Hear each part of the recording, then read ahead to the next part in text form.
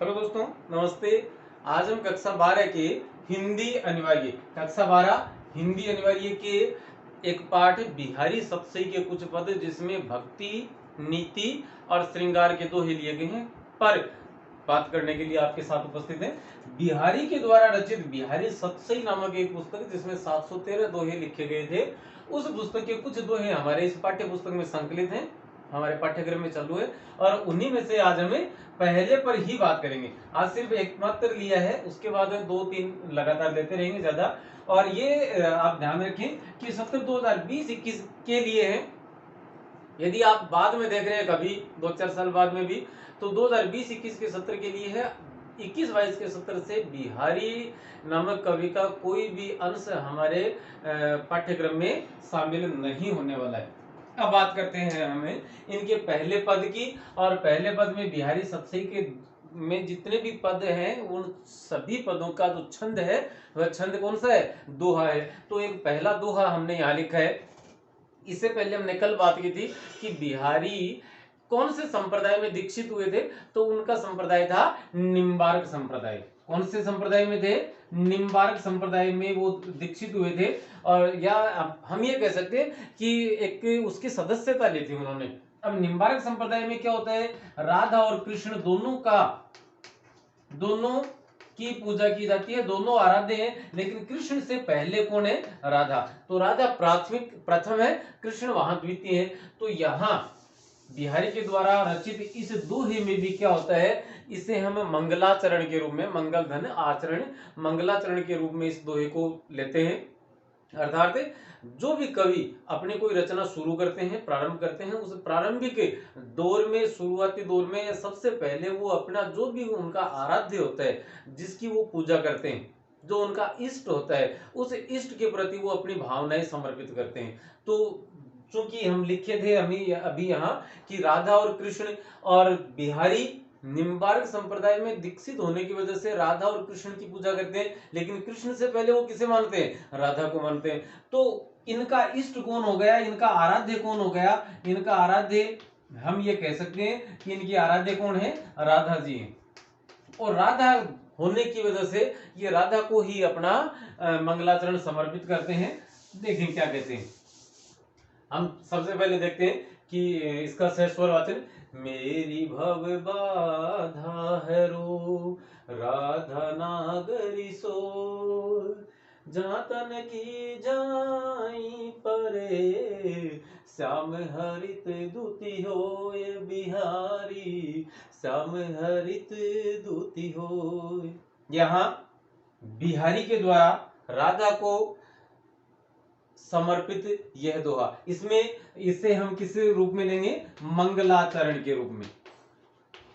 मंगलाचरण के रूप में राधा की आराधना करते हुए बिहारी कहते हैं कि मेरी भव बाधा हरो राधा नागरी सोए, कि हे राधा रूपी नागरी आप मेरी भव बाधाओं को हरिए, दूर कीजिए। सॉरी, पहले हम शब्दार्थ देखते हैं। भव बाधा का होता है सांसारिक कष्ट, जन्म मरण के कष्ट, या जो भी जीवन में जिन जिन कष्टों का और मनुष्य को सामना करता होता है, जो सामना करते हैं, उन सभी कष्टों को आप क्या कीजिए?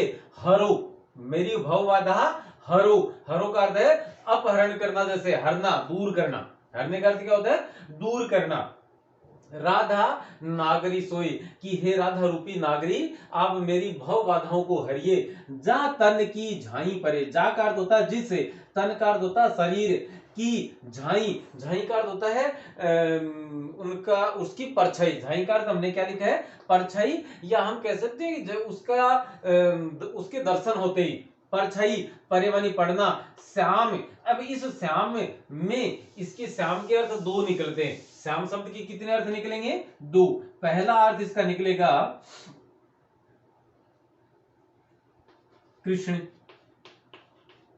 और कृष्ण श्याम हरित दूती हुई। और श्याम कैसे हो जाते हैं? हरे भरे। हरे भरे होने का मतलब है कि के डंगराज के हरे भरे हो रही। आप मारवाड़ी में बात करो, राजस्थानी में, कि अरे आज कोई हंसता हुआ आदमी मिलता तो कहते हैं के बात आज कहीं हरे भरे हो रही, कहीं हरे हो रही। इसका मतलब है प्रसन्न होना या प्रफुल्लित होना, प्रसन्न होना।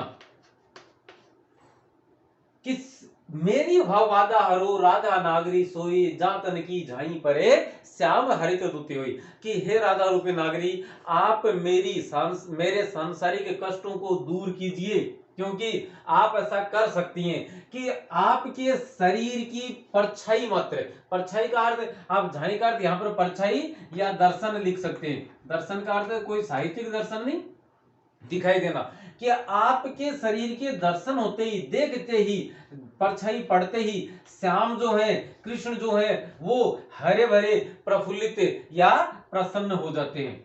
क्या कैसे हो जाते हैं? प्रसन्न या प्रफुल्लित हो जाते हैं।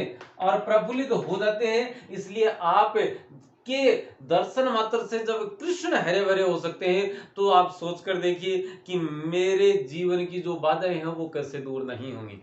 इस पद में यदि आप बात करेंगे कि अलंकार कौन सा है, और अलंकार हमारे पाठ्यक्रम में है, तो यहाँ पर सलेस अलंकार है।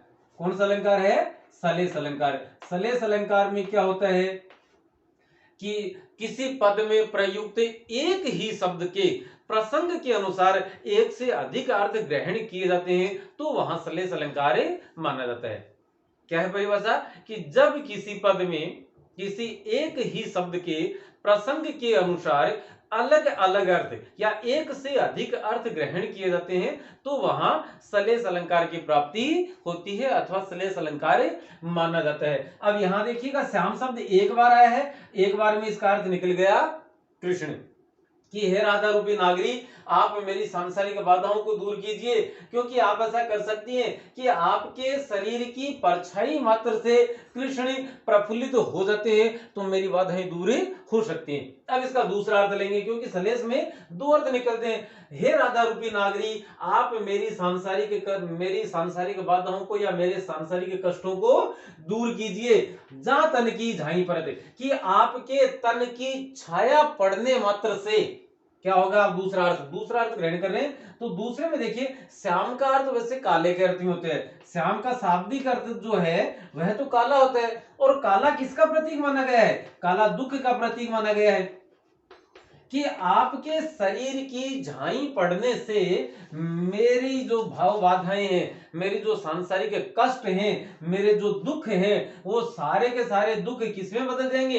हरित का अर्थ हरा भरा होना, अर्थात सुख की प्राप्ति होना, कि मुझे सुख की प्राप्ति होगी या मेरे जीवन से कष्टों का निवारण हो जाएगा, मेरे जीवन के जो कष्ट हैं वो सारे के सारे दूर हो जाएंगे। तो इस प्रकार से एक ही शब्द के एक से अधिक अर्थ प्रसंग के अनुसार ग्रहण किए गए, तो अलंकार कौन सा माना गया? सलेस। पद कौन सा है? छंद कौन सा है? माफ कीजिएगा, तो छंद है, ये है दोहा। कहां से आया है? बिहारी सतसई नामक पुस्तक से आया है। इस पुस्तक की रचना किसने की? कवि बिहारी ने की। और बिहारी ने कौन से छंद में की? दोहे में की। अब बिहारी के इस छंद की जो भाषा है, इस छंद की जो भाषा है, वह भाषा की इस प्रकार की है। कौन सी है? तो भाषा ब्रज है। व्याख्या के रूप में हम लिखेंगे कि प्रस्तुत पद अथवा प्रस्तुत काव्यांश हम बिहारी के द्वारा रचित बिहारी सतसई नामक पुस्तक से लिया गया है। इस ग्रंथ में कवि राधा का मंगलाचरण करते हुए कहते हैं कि, और उसके बाद व्याख्या लिखेंगे। व्याख्या के बाद हम ये सारी इसकी जो अभी व्याख्या हमने पढ़ी वो दोनों प्रकार के अर्थ लिख देंगे। उसके पश्चात विशेष में हम लिखेंगे कि दोहा छंद का प्रयोग हुआ है, ब्रज भाषा का प्रयोग हुआ है, और सलेस अलंकार का प्रयोग हुआ है। तीन तो मुख्य बातें आ गई। इसके बाद वो हम चौथी बात जो लिखेंगे वो ये होगी कि कवि ने कृष्ण से पहले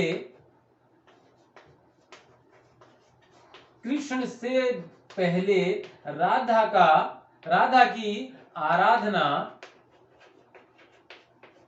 में यह पद समर्पित किया है। किसकी?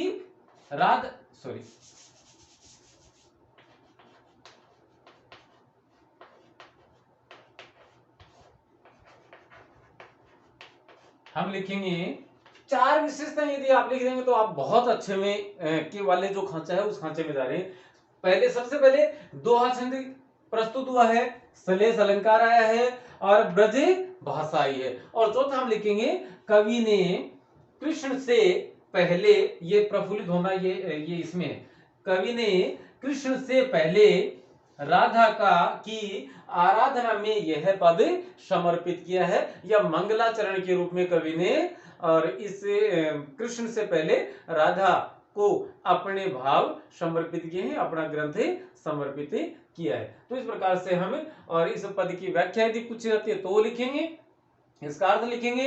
या कई बार क्या होता है, एक हमारे जैसे अब की बार जो एवं वाले प्रश्न आएंगे वहां एक पद दिया जाएगा और उस पद में पूछा जाएगा प्रस्तुत पद में कौन सा अलंकार है। यदि आपने ढंग से पढ़ लिया एक बार भी तो आप बता सकते हैं कि इस पद में सलेस अलंकार है।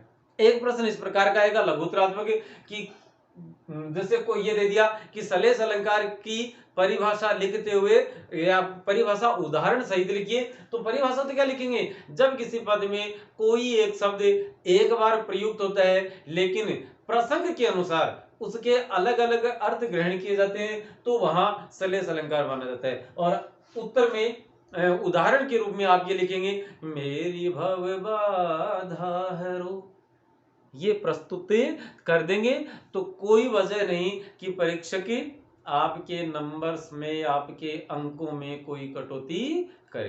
तो दोस्तों आज की ये कक्षा यहीं समाप्त करते हैं, अगला वीडियो हम लेकर आए। उससे पहले मैं तो ये चाहूंगा कि आप जो इसके आगे वाले जो पद हैं कम से कम आप उनके पद जरूर पढ़ के रखें, ताकि आपको ये एहसास हो गया कि हाँ आगे ये पद है और हमने ये पढ़ा था, ये अर्थ हमने ग्रहण किया था, अविरोध जी ये बता रहे हैं, तो कहीं ना कहीं हमें फायदा ही होगा। तो दोस्तों अनुमति दीजिए, नमस्ते, शुक्रिया, धन्यवाद।